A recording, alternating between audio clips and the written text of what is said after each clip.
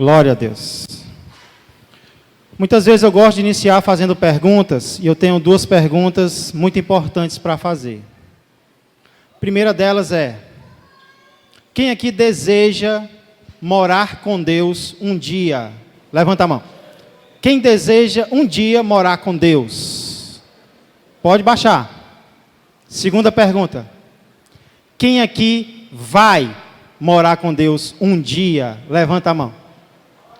Sem dúvida, quem tem certeza absoluta que um dia vai morar com Deus, e não apenas vai, mas está caminhando para chegar lá. Quem tem certeza disso? Morar com Deus é o desejo de praticamente todas as pessoas que existem. Eu acredito que até aquelas que dizem que não querem ir para o céu, no fundo querem. Eu acho que ir para o céu, morar com Deus, é o sonho secreto de todo ser humano. Todo ser humano quer, ao morrer, ao partir, um dia, morar com o Senhor, com o Criador. Esse é o sonho de todos nós. A questão, porém, não é quem quer. A questão é quem vai. A questão não é quem deseja. A questão é quem vai chegar lá. Na opinião popular, a torcida do Flamengo inteira vai morar no céu. Independente do que fez ou do que foi, a opinião popular diz que morreu, está com Deus. Morreu, está no céu. Morreu, está descansando. Morreu, passou dessa para uma melhor. Não importa o que a pessoa fez, como a pessoa viveu, se morreu, foi promovido. Já está lá com ele.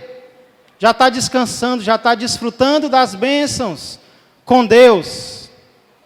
Essa é a opinião popular. A minha pergunta é: será que é assim? Será que é simples assim? Morreu, vão todos para o mesmo lugar?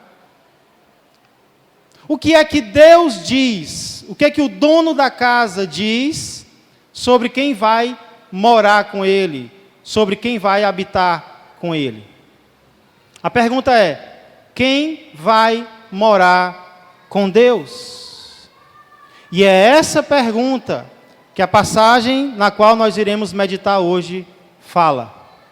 Que passagem é essa? Abra sua Bíblia, por favor, no Salmo de número 15. Salmo de número 15 é um salmo bem curto, possui apenas 5 versículos. Mas é nos pequenos frascos que estão os melhores perfumes. Salmo de número 15, a minha versão em português, traz como título: O Cidadão dos Céus. E eu acho que acertaram na mosca. Porque se o Salmo 14 descreve aqueles que estarão separados de Deus para sempre, o Salmo 15 descreve aqueles que estarão morando com Deus para sempre. Como eu disse, esse salmo é curto e ele é dividido em perguntas e respostas. O versículo 1 possui 2 perguntas e os versos 2 a 5 trazem as respostas para essas perguntas. Quais são as perguntas, então, que esse salmo faz? Vamos ler o verso de número 1. Salmo de número 15, verso de número 1. O autor é Davi, salmo de Davi, tão conhecido. Ele pergunta: quem, Senhor, habitará no teu tabernáculo? Quem há de morar no teu santo monte? Pai amado, Pai querido, curvamos agora não apenas a nossa fronte, mas também o nosso coração diante de Ti.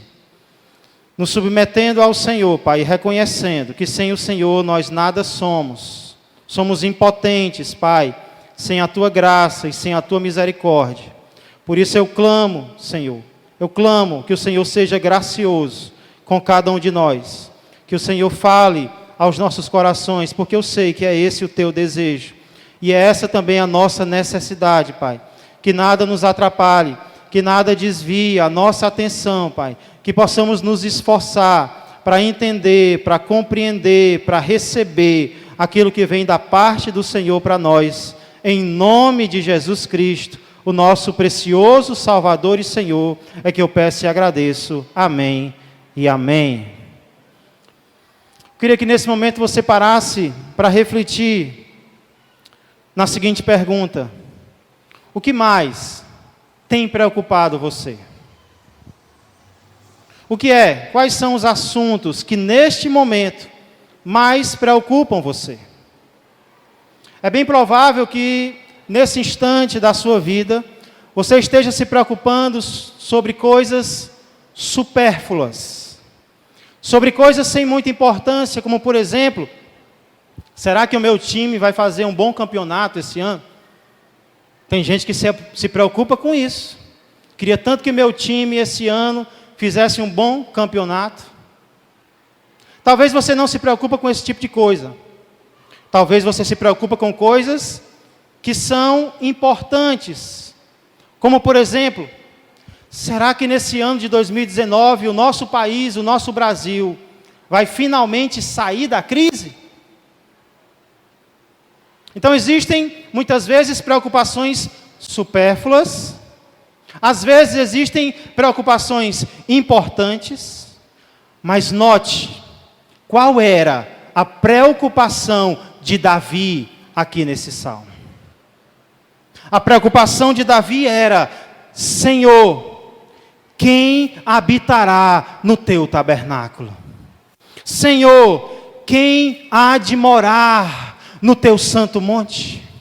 A preocupação de Davi era: Senhor, quem vai morar contigo pela eternidade inteira? A preocupação de Davi, portanto, era uma preocupação espiritual e era uma preocupação eterna. Davi estava preocupado com coisas espirituais e com coisas eternas. E eu queria que nesse momento você já comparasse as tuas preocupações com a preocupação de Davi. Com o que você tem se preocupado? Com coisas sem importância? Será que você tem se preocupado com quem vai morar no céu? Será que você tem pensado, será que eu vou morar no céu? Será que são essas perguntas que têm enfatizado o teu pensamento? Existem muitas coisas importantes nas quais nós podemos e até devemos pensar. Mas lembra, nenhuma delas é mais importante do que o meu e o teu destino eternos. Nada pode ser mais importante do que se nós vamos morar com Deus ou não. Não deixe que as coisas terrenas te desviem disso. Essa é a preocupação principal. É como um pai que chegou para o filho e perguntou: meu filho, o que você vai fazer quando você ficar mais velho? E o filho respondeu: pai, quando eu ficar mais velho, eu gostaria de passar em uma faculdade boa. E o pai perguntou: e depois, meu filho? Pai, depois que eu passar, eu vou me esforçar para estudar e passar nessa faculdade com boas notas. E o pai: muito bem, meu filho, e depois? Pai, depois que eu terminar a faculdade, eu vou procurar um bom emprego. Um emprego no qual eu ganhe bem. Que ótimo, meu filho. E depois? Pai, depois que eu me estruturar, tiver um bom emprego, eu vou constituir família, eu quero casar. Com a minha esposa, eu quero ter filhos. E com o meu bom salário, eu quero dar uma boa vida para os meus filhos. E o pai: muito bem, meu filho, estou gostando. E depois?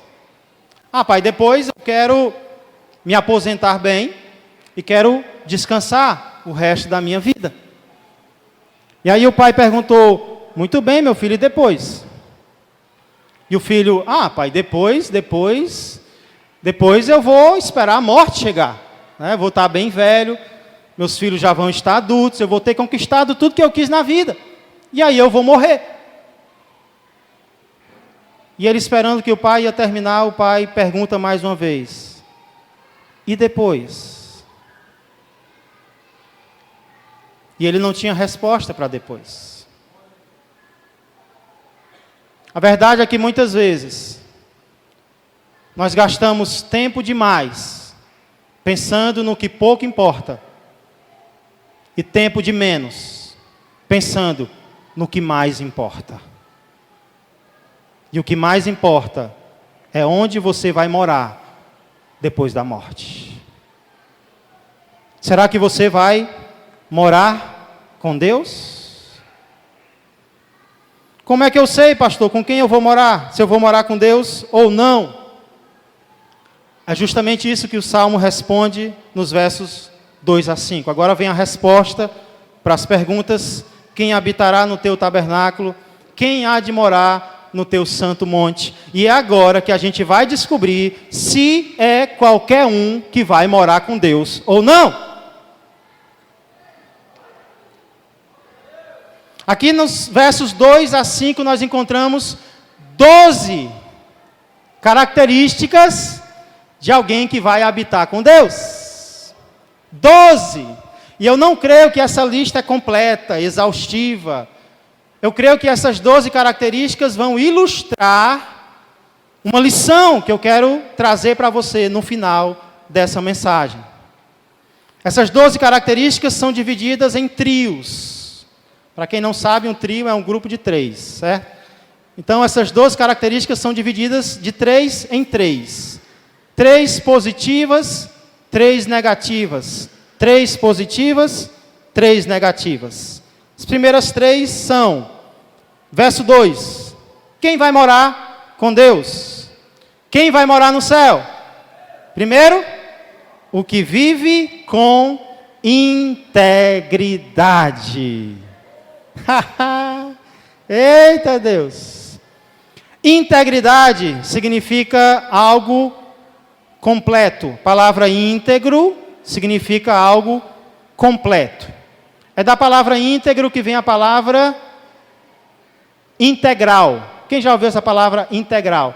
Eu estudei no colégio, lá em Fortaleza, que o nome era integral. O que significa integral? Algum tempo atrás eu descobri, eu não sabia, a diferença entre o leite desnatado e o integral, né? Não sabia, sinceramente. Vim descobrir há poucos dias atrás. O leite desnatado, como o nome já diz, é um leite no qual falta a nata, ou seja, a gordura. Já o leite integral é o leite que não falta nada. Ele tem tudo, ele tem nata, ele tem gordura, por isso o nome dele é integral. Ele tem tudo, ele é completo. E é assim que Deus quer que a minha vida e a tua vida sejam. Uma vida integral, uma vida completa, uma vida totalmente consagrada na presença do Senhor.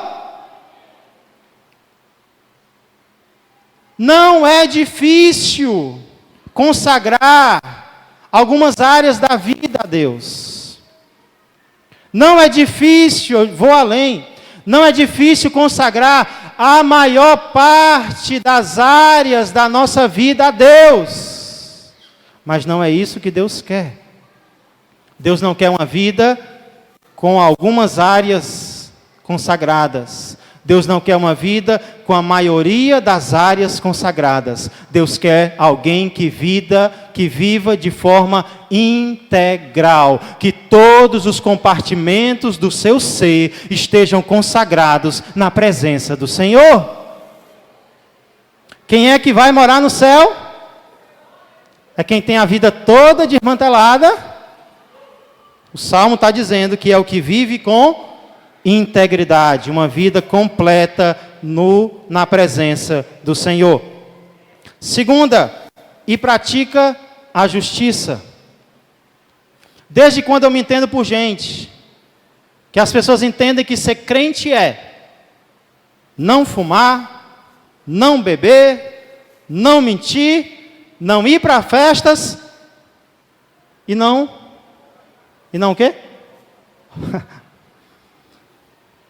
Ser crente, para algumas pessoas, entrar para a lei dos crentes significa que você vai estar disposto a deixar de fazer algumas coisas. Em certo sentido, é verdade. Ser crente envolve dizer não para algumas coisas. Mas ser crente também envolve dizer sim para algumas coisas que você não fazia antes. Ser crente não é apenas sentar em uma cadeira, em um banco, aos domingos, e durante a semana dizer não, não e não. Ser crente também é praticar justiça, também é fazer aquilo que Deus quer que você faça. Tiago 4,17 diz: aquele que sabe o bem que deve fazer e não faz, nisso está pecando. Então eu não peco apenas quando eu faço o que Deus não quer. Eu peco também quando eu não faço o que Deus quer que eu faça. Terceira característica: e de coração fala a verdade. É uma pessoa sincera. Diferentemente daquilo que nós vimos no Salmo 12, versículo 2, que eram aquelas pessoas que falavam com falsidade uns aos outros e com lábios bajuladores e coração fingido. Quem vai morar no céu é quem é sincero, é quem fala de coração. Aí vem 3 características que começam com a palavrinha não. Verso 3.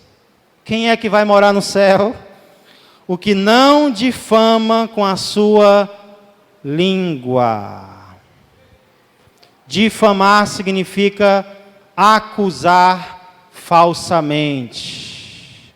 Levantar acusações falsas. Dizer mentira sobre os outros. Tem gente que acha que vai morar no céu, vivendo na prática da mentira, falando mal dos outros, cortando os outros, para cima e para baixo, fazendo fofoca, falando da vida alheia. O Salmo 15 diz que quem vai morar no céu não difama com a sua língua. Aqui nós vemos o poder que a língua tem. Spurgeon dizia: a língua não é de aço, mas ela corta. A língua não é de aço, mas ela corta. E o grande problema da difamação é que a maioria das pessoas, ao ouvir um boato, ao ouvir uma fofoca, já toma por certo, já toma por verdade, não vai atrás, não vai investigar, não vai descobrir se aquilo é verdade.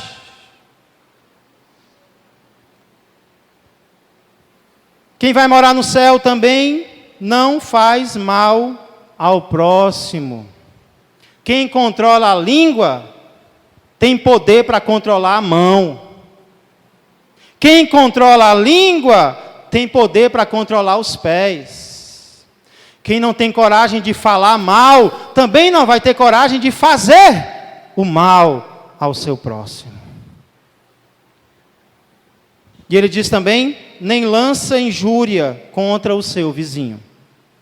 A palavra lançar aqui, eu achei interessante, também pode significar receber.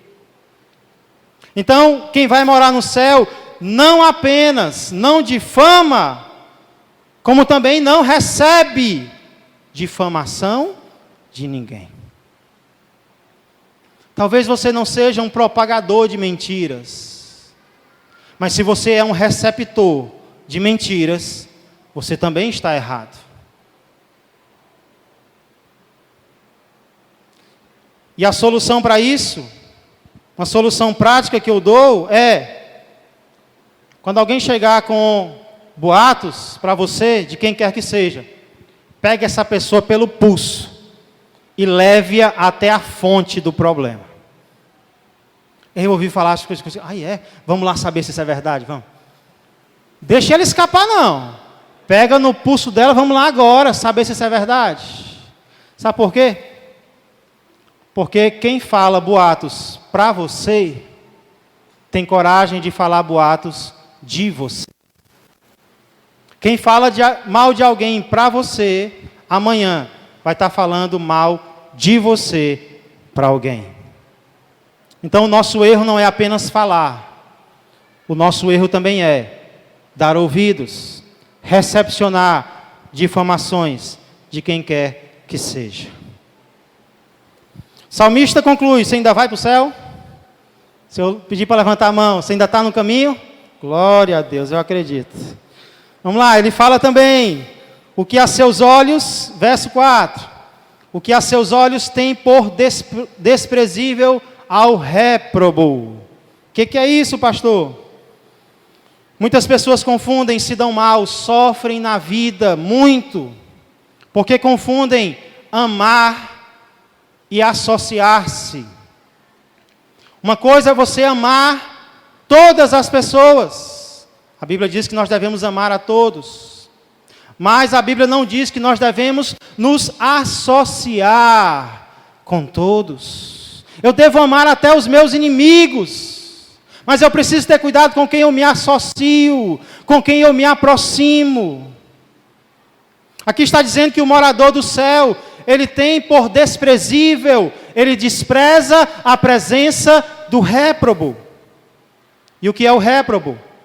É aquele que rejeita. Rejeita o quê, pastor? Rejeita os caminhos de Deus. Se alguém rejeita os caminhos de Deus, você deve amar essa pessoa. Mas você deve ter muito cuidado ao se associar com ela. O problema é que muitas vezes nós somos tão carentes, mas tão carentes de companhia, que a gente prefere se associar com qualquer um do que ficar só. Mas é o que eu tenho dito e repetido.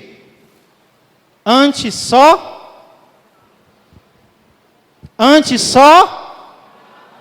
Você acredita nisso? Ou será que você quer porque quer ter companhias? Você quer porque quer ter amigos? Não importa a qualidade deles? Se você quer ir para o céu, você tem que desprezar os réprobos, aqueles que rejeitam os caminhos de Deus. E não apenas isso, ele diz também: mas honra aos que temem ao Senhor. Ele despreza uns e ele valoriza outros. Fulano de tal teme ao Senhor, eu vou orar por ele. Fulana de tal ama ao Senhor, eu vou valorizar ela. Muitas vezes nós valorizamos quem não quer nada com Deus. 1 Coríntios 13:6 diz que o amor não se alegra com a injustiça, mas regozija-se com a verdade. O amor vê a injustiça, ele não se alegra, mas se ele vê a verdade, ele se alegra com aquela justiça. Continuando, ele diz: o que jura com dano próprio é alguém que leva a sério as suas próprias palavras. É alguém que leva a sério aquilo que ele mesmo fala. Ele jura com dano próprio, ou seja, se for preciso arcar com as consequências, ele vai arcar. E aí nós chegamos ao último trio, que é negativo. Ele diz: e não se retrata, ou seja, não volta atrás. Isso complementa a característica anterior. E as duas últimas são: não empresta seu dinheiro com usura. Tem algum agiota aqui? A questão aqui não é o lucro. O lucro não é pecado. A questão aqui é o abuso. Usura é um juro exorbitante. É um abuso. E para concluir ele diz: nem aceita suborno contra o inocente. Suborno é errado para quem oferece. E principalmente para quem recebe. Essas duas características mostram então que o morador do céu, ele não é apegado a dinheiro. Ele não ama o dinheiro. São duas características dele. Depois de citar 12 características do morador do céu, ele termina com uma promessa. Ufa! Que promessa é essa? Quem deste modo procede, não será jamais abalado. A vida cristã é fácil? Aqui se percebe que não. Mas ela tem recompensa? Aqui se percebe que sim. Quem deste modo procede, quem vive uma vida semelhante a essa, não será jamais abalado. Significa que não apenas ele vai entrar na presença de Deus, mas ele vai permanecer na presença de Deus. E da presença de Deus, ninguém vai conseguir tirá-lo. Ele estará seguro na casa de Deus, na habitação de Deus, no tabernáculo de Deus. Pastor, o que esse salmo quer ensinar para mim? Primeiro, deixa eu dizer o que esse salmo não quer nos ensinar. Esse salmo não quer nos ensinar que a salvação é pelas obras. Não olhe para esse salmo, não olhe para essas 12 características e pense: eita, eu quero ir para o céu. Então agora eu vou ter que fazer isso, isso, isso e isso. Aqui nós não temos uma lista de tarefas para quem quer ir para o céu. Não. A salvação não é pelas obras, porque se fosse, quem iria? Se a salvação fosse pelas obras, quem iria? Nenhum de nós. Deus sabia disso, por isso enviou o seu Filho para morrer no meu lugar e no teu lugar. A salvação não é pelas obras, a salvação é pela graça, mediante a fé no nosso Senhor e Salvador Jesus Cristo. Mas o que eu creio que este salmo ensina, e que nós não podemos esquecer, é que ninguém vai morar com Deus, sem que antes seja transformado por Ele. Não existe evangelho sem transformação. Não existe céu sem caráter. Não existe salvação sem santificação. E por que eu estou dizendo isso? Porque existe um falso evangelho, que é o evangelho sem obras. Evangelho sem obras, pastor? O senhor está inventando? Não. Quem inventou não fui eu, não. Esse evangelho existe há muito tempo. E o que é que esse evangelho errado ensina? Ensina que não importa a maneira como eu vivo, Deus não se importa com o que eu faço no dia a dia, desde que no domingo eu bote a Bíblia debaixo do braço e vá para a igreja louvar a Ele. Não importa a maneira como eu vivo, se eu der o meu dízimo e a minha oferta. Não importa a maneira como eu vivo, se eu fizer ou se eu praticar algumas regras religiosas. Se eu tiver fé, se eu tiver amor. O importante é ter fé. Não, eu tenho fé. Eu tenho fé naquele, eu tenho fé no Pai, eu tenho fé. Não existe evangelho sem transformação de vida. Ninguém vai morar com Deus se não tiver a sua vida transformada por Deus. E essa transformação que o Salmo 15 descreve, não é uma transformação de domingo à noite. Essa transformação que o Salmo 15 descreve é uma transformação real. É uma transformação da vida cotidiana, do dia a dia. É uma transformação no local de trabalho. É uma transformação na vizinhança. É uma transformação da minha forma de falar. É por isso que ele diz: Ele fala tanto em relação ao próximo, porque é em relação ao próximo que a minha transformação vai ser demonstrada. Eu quero ir para o céu, mas eu não suporto fulano de tal.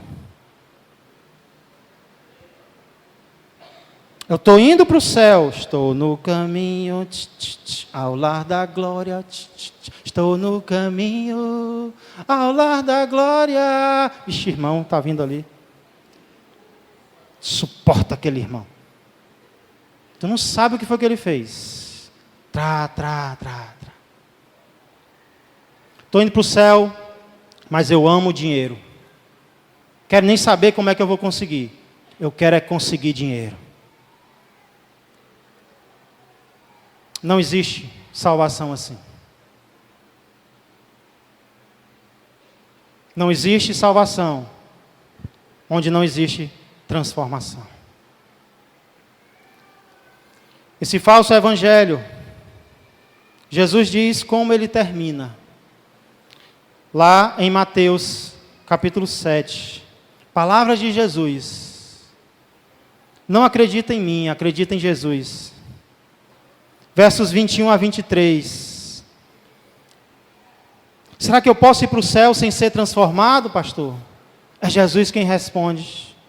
Será que eu posso ir para o céu com a vida de qualquer jeito, pastor? É Jesus quem responde. Nem todo que me diz Senhor, Senhor, entrará no reino dos céus. Mas quem é que vai entrar, Jesus? Aquele que faz a vontade de meu Pai que está nos céus. Continua, Jesus, fala mais. Muitos, não são poucos, escuta isso.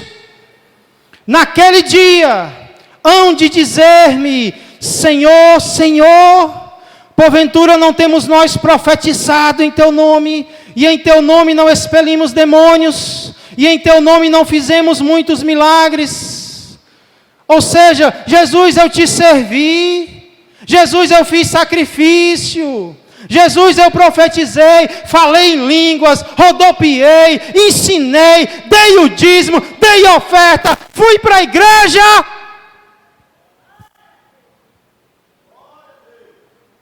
Então lhes direi explicitamente, na face, nunca vos conheci, apartai-vos de mim, os que praticais a iniquidade. Você ia para a igreja, mas não abandonava o pecado. Você dava o dízimo e oferta, mas não deixava de me desobedecer. Você ouvia mensagens e mais mensagens, e você não queria se arrepender. Eu nunca te conheci. Para longe de mim, apartai-vos de mim, vocês que querem continuar na prática do pecado.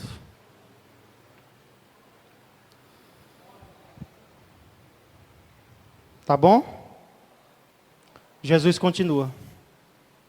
Todo aquele, pois, que ouve estas minhas palavras e as pratica, será comparado a um homem prudente, que edificou a sua casa sobre a rocha, e caiu a chuva, transbordaram os rios, sopraram os ventos, e deram com ímpeto contra aquela casa, que não caiu, porque fora edificada sobre a...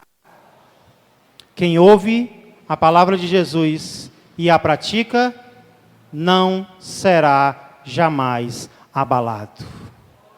As dificuldades vão vir, as tentações vão vir, mas ele vai permanecer na presença de Deus. E todo aquele que ouve estas minhas palavras, todos aqui estão ouvindo essa noite, e não as pratica, isso é besteira, será comparado a um homem insensato, que edificou a sua casa sobre a areia, e caiu a chuva, transbordaram os rios, sopraram os ventos, e deram com ímpeto contra aquela casa, e ela desabou, sendo grande a sua ruína. Isso coloca diante de nós a necessidade de uma escolha. Uma escolha entre duas coisas prazerosas. Que coisas são essas, pastor? Pecado ou presença de Deus? Com qual dos dois eu posso ficar, pastor? Somente um. Ou eu escolho o pecado, ou eu escolho permanecer na presença de Deus. Eu quero os dois, pastor. Não pode. Ou um, ou outro. É como aquela expressão muito conhecida, meter a mão na cumbuca. Quem já ouviu falar? Quem sabe o que significa? Eu não sabia, fui pesquisar. Meter a mão na cumbuca refere-se a uma armadilha usada antigamente para capturar macaquinhos pequenos. Os caçadores pegavam uma cabaça, seca, sem nada, faziam um pequeno furo na parte de cima, pequeno, para que coubesse a mão do macaco, e dentro dessa cabaça colocavam coisas saborosas para o macaco, como castanha e amendoim. E eles amarravam essa cabaça em um local onde os macacos iam passar. Os macaquinhos, sem experiência, sentiam um cheiro de algo saboroso dentro da cumbuca. O que eles faziam? Colocavam a mão.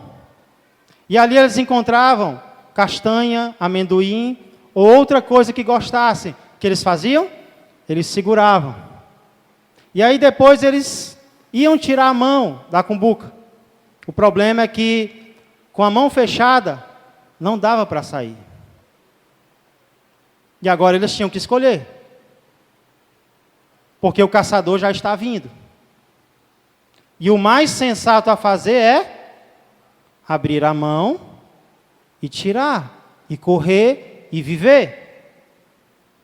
Mas a maioria dos macacos pequenos permanece segurando a guloseima, é preso e depois morto. Isso ilustra a decisão que eu e você precisamos tomar. O pecado é saboroso, sim ou não?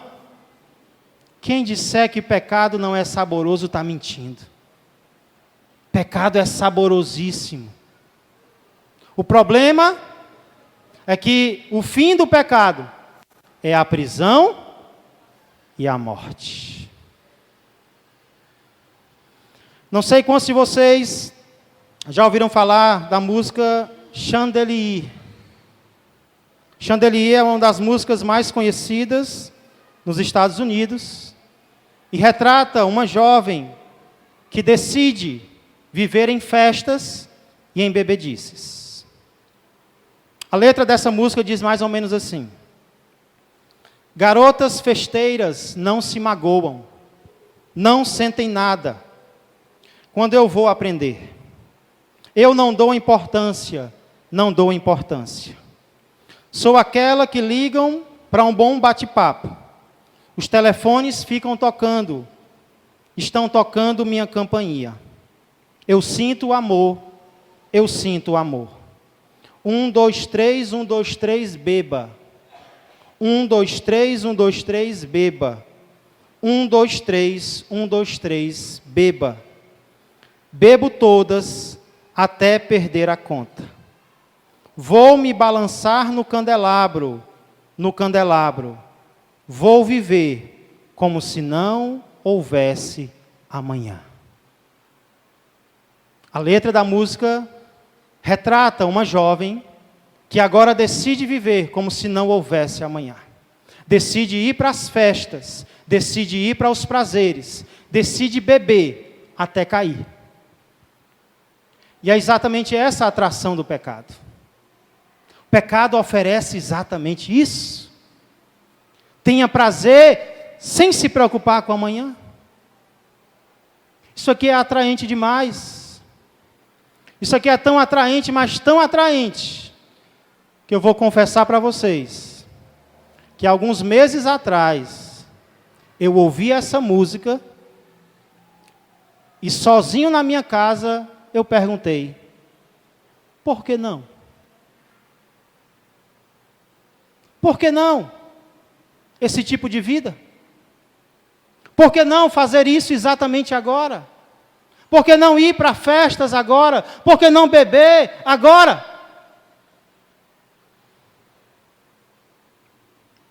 Mas na própria letra,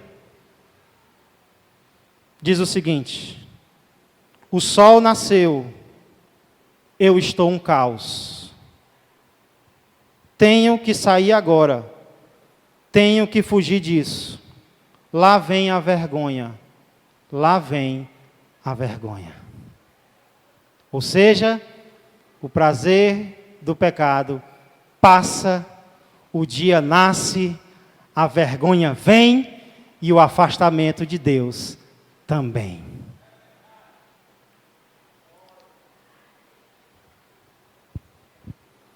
Existe uma escolha que todos nós precisamos tomar todos os dias. A escolha é permanecer com o pecado e desistir da vida que Deus tem para nós, da morada que Ele preparou para nós, ou abrir mão do pecado e ter a esperança de morar com Ele eternamente no céu. Eu pedi aos irmãos da música que nós terminássemos cantando um louvor que fala justamente sobre essa escolha. Mas diferentemente da música que eu citei antes, essa mostra a decisão a ser tomada. Ela diz que todo dia o pecado vem. Isso é verdade para mim e para você. Todo dia vem as tentações. Mas eu escolho Deus. Eu escolho Deus. Se essa é a decisão que você entende que precisa tomar essa noite, eu quero pedir que enquanto nós estamos adorando, você venha até o altar, você não tenha vergonha de vir até o altar, dizendo, entre o pecado e Deus, eu escolho Deus. Entre a vida que eu estou levando e Deus, eu escolho Deus. Entre as tentações que eu estou sofrendo e Deus, eu escolho o meu Deus, porque eu sei que aquele que assim procede não será jamais abalado.